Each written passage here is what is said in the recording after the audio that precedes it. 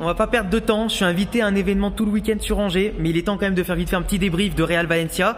Je vais pas trop parler fort parce que forcément il y a beaucoup de gens qui travaillent à côté de moi, etc. Je vais pas les déranger plus que ça avec la vidéo, mais j'ai pu suivre uniquement, les amis, écoutez-moi bien, uniquement 45 minutes, donc la deuxième mi-temps. La première mi-temps, je l'ai pas vu, j'étais en séance de dédicace, etc. Mais là, je suis écœuré. J'ai rarement vu aussi peu d'âme, aussi peu de couilles, excusez-moi l'expression, dans une équipe comme le Real Madrid qui doit se battre à domicile pour le titre. Je vous ai dit quoi l'autre jour dans mon débrief contre la Sociedad? Le 4-4, où on va en prolongation, il était déjà immonde et inhumain à supporter. Les prolongations, je vous avais dit qu'on allait les payer contre Valencia. Je vous l'avais dit qu'on allait le payer. Et aujourd'hui, qu'est-ce qui s'est passé? Me parlez pas d'excuses, me parlez pas de fatigue, etc. On a une équipe, les amis, de tartiflux, pour être gentil, hein, de chèvre, ce que tu veux. Là, perdre le titre aujourd'hui, parce que tu avais de base pas le droit à l'erreur. Le Barça, ils ont 3 points de plus le goal average particulier. S'ils perdent contre le Betis, ça veut dire que tu as perdu l'occasion de revenir sur eux. Et là, ils gagnent ce soir, ça fera 6 points d'avance avant le Classico, plus le goal average particulier. C'est une honte ce qu'on a vu ce soir, ou du moins cet après-midi. Un Real Madrid qui n'a pas envie de se battre pour le titre, un Real Madrid qui n'a pas de créativité, un Real Madrid qui n'a pas d'âme, qui n'a rien, qui n'a pas l'envie de faire peur, qui n'a pas de quoi faire peur. Tu rates un penalty, c'est pas grave, mais de là à rater un penalty, ne pas te réveiller, que ce soit collectivement ou individuellement, c'est immonde, c'est interdit. Moi, je vous le dis, autant que Carlo Ancelotti, on sait que c'est acté, que c'est plus un coach pour le Real en termes tactique. C'est quelqu'un qui fait plus progresser les joueurs, qui fait plus progresser le jeu du Real Madrid. Il a rien aujourd'hui pour le football moderne, Carlo Ancelotti, à part un discours, du charisme et ce que tu veux. Mais les joueurs qui ne progressent pas ne lui donnent pas raison pour certains de jouer plus, ne lui donnent pas non plus raison d'avoir des opportunités. Là, il n'y en a pas un chez les jeunes ou chez les joueurs expérimentés qui a eu l'attitude de leader qu'il fallait pour aller chercher la victoire. Parce que tu rates un penalty, mais derrière tu en prends un sur corner. Sachant que dans 3 jours, tu affrontes Arsenal qui sont des spécialistes des coups de pied arrêtés. Des spécialistes. Tu sais que c'est pas ton domaine à bout d'un moment. Mais putain, mais réfléchissez 5 minutes à votre placement, à comment vous allez rentrer dans ce ballon. Battez-vous, empêchez les joueurs de bouger, de sauter. Et là, non, il n'y en a pas un. Et donc aujourd'hui, on commence à prendre des buts, on se met dans la merde, on fait des changements et ajustements. Tu marques un but, toi, sur coup de pied arrêté, mais de manière un peu chanceuse. Tu vois, même si tu as eu un peu de grinta sur le coup, tu vois, il y a un peu de réussite. Mais derrière, t'es pas capable de marquer un but, ou un deuxième but, pardon, à une équipe qui en a pris 7 ou 8 contre le Barça il y a même pas quelques semaines. Et ils en ont pris encore je sais pas combien au match, je crois qu'ils les ont affrontés 2 fois en pas longtemps, et en 2 fois ils les ont détruits de A à Z. Oui, on n'a pas le même jeu que le Barça. Oui, le Barça est plus taillé pour jouer les championnats avec un vrai football qui fait tourner en bouquet adversaire, avec une certitude à tous les niveaux. Nous, on joue au football district, au football de rue, tu vois. Nous, on est un football, c'est même pas du football, c'est une parodie de football, les gars, ce qu'on fait. Et le problème, c'est que quand tu t'appelles le Real Madrid, tu peux pas te permettre de jouer aussi salement. Ça peut passer parfois en Liga, ça peut passer parfois en Copa del Rey, en Ligue des Champions, mais pas tous les ans. Et si tu veux être régulier à gagner tous les ans, conserver des couronnes, la Liga, on l'a pas conservée depuis 2007 et 2008, les gars. Quand tu t'appelles le Real Madrid et que t'es pas capable de gagner 2 Ligas consécutives, c'est la honte absolue. Perdre contre tes supporters, c'est la honte absolue. Et perdre contre le FC Valence, qui est en perdition depuis des années, à domicile, c'est la honte absolue. Le deuxième but qu'on prend, je veux bien qu'on parte à l'abordage, mais se laisser démonter sur des faciles, des petits débordements, des petits crochets, un centre au second poteau, faut arrêter de déconner. Ok, il n'y a pas Courtois, il n'y a pas Lounine, et le jeune Fran, il a fait ce qu'il pouvait.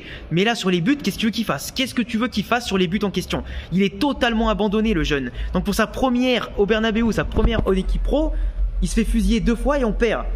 Le pauvre Fran González, il peut rien faire, hein. Quand t'as une défense avec Vasquez, avec Alaba, avec des joueurs qui se font déborder, des joueurs qui se font malmener, que t'as un milieu de terrain qui est pas capable de tenir le ballon, des offensives qui sont molles, Vinicius qui a fait un match vraiment famélique en vrai. J'ai juste maté un résumé de la première mi-temps, ça m'a donné envie de gerber. J'ai juste un résumé très rapide, tu vois. Mais ce que j'ai vu de lui en seconde mi-temps, ok, il a marqué, mais ça n'a pas été un leader. Jude Bellingham, il a couru partout et nulle part à la fois. Mbappé, il a fait trop d'erreurs techniques. Il a fait des fois des petites différences. Mais au final, il a pas marqué. Il a pas marqué au final. Et où il a pas fait la passe D. Et c'est ça qu'on attend, tu vois. Moi après le penalty, tu vois, quand je vois que Vinicius, il avait raté lamentablement contre l'Atlético la dernière fois, moi c'est à Kylian que je l'aurais donné le penalty. Parce que c'est lui qui est l'attaquant en confiance. C'est lui qui se bat pour la course au Pichichi, tu vois. Mais moi, ce qui m'énerve le plus, c'est ce manque d'attitude. C'est même pas le niveau technique, parce que le niveau technique, les joueurs, ils ont le talent individuellement, mais collectivement, c'est tellement mal positionné, c'est tellement égoïste dans les intentions, c'est tellement moi je veux faire la différence et on verra plus tard le collectif, qu'au final, t'es freiné dans tes ambitions, t'es freiné dans la créativité, parce qu'il n'y a pas de mouvement intelligent, il n'y a pas de... Je sais pas, moi franchement, quand je regarde le Real Madrid, honnêtement là, j'ai envie de te dire tant mieux qu'on arrête la Liga, qu'on arrête les frais maintenant. Comme ça, on n'aura pas l'excuse contre le Barça de se dire qu'on devait absolument jouer l'offensive pour jouer le titre, alors que eux, ils ont besoin que d'un match nul contre nous pour être tranquille et qu'on est obligé de se découvrir pour prendre peut-être 4 ou 5 buts. Là, on est juste décroché au classement. Maintenant, la seule priorité qui nous reste, c'est la Copa del Rey, la finale contre eux, à essayer de pas être ridicule et essayer d'aller jusqu'en finale de Ligue des Champions, parce que maintenant la Liga, on l'a perdue aussi lamentablement que la Supercoupe d'Espagne. Et franchement, je suis secoué déjà, triste, déçu, et de voir à quel point notre confiance en cette équipe, elle se fait égratigner, mais par l'équipe elle-même, qu'il n'y a pas de retour en fait à cette confiance, que Ancelotti, pour moi, faut vraiment qu'il parte, et que Xabi Alonso il arrive avec du vrai football, parce qu'il n'y a que comme ça que l'équipe progressera. Là, l'équipe elle arrive en bout de course. C'est fini les gars, on disait que le Real Madrid, ils vont arriver au sommet en avril au niveau de leur forme physique, etc. Mais au final, tu te retrouves au mois d'avril, on n'a pas progressé footballistiquement depuis le mois d'août, les gars. Il n'y a pas eu d'amélioration sur aucun plan. Pas de solidité, pas de mouvement intéressant. Je me suis pas levé de ma chaise devant une action depuis au moins des mois. C'est pas normal. Quand on est réduit à marquer sur une phase de jeu que de base tu maîtrises pas, c'est vraiment compliqué. C'est vraiment compliqué, les gars. Et de match en match, tous les défauts, en fait, on les voit toujours. C'est pas normal. Et les joueurs sont déjà éreintés, donc même physiquement, ils peuvent même pas faire la différence. Parce que c'est tellement des bolos qui vont en prolongation en milieu de semaine contre la Real Sociedad, qui a mieux joué que nous. On est malmené par des équipes qui jouent le maintien, frère. Même chez toi, t'es malmené. Et en vrai, j'étais confiant contre Arsenal, j'étais confiant pour aller en finale de Ligue des Champions, parce que c'est l'ADN Real Madrid. Et vous allez me dire, la Ligue des Champions, c'est pas la Liga en termes de motivation. Mais si les joueurs sont pas capables d'être motivés à domicile pour mettre la pression sur le Barça qui joue ce soir contre le Betis, même si c'est pas sûr qu'ils gagnent, hein, mais en tout cas, je suis sûr qu'ils vont pas perdre. Je suis sûr que le Barça ne va pas perdre. Et s'ils perdent, j'aurai encore plus les boules, tu vois, qu'on ait raté l'opportunité de ce soir.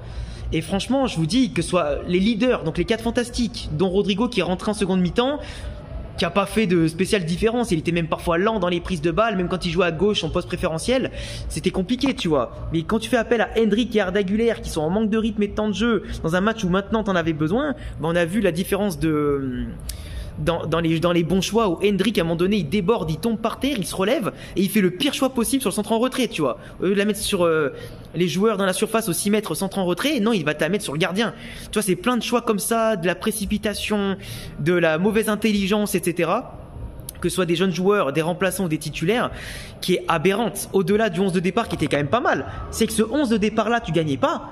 Mais frérot, ça veut dire que la moitié de l'effectif n'est pas faite pour jouer au Real Madrid. Et je le dis, il y a beaucoup de joueurs, sans citer les noms, qui ne sont pas faits pour jouer au Real Madrid. Je te le dis. Et à moins que Florentino Pérez sorte un peu ses couilles cet été, si Alonso vient, en plus des recrues qui demandent éventuellement que le club sera enclin à lui accorder, il faut que certains joueurs s'en aillent.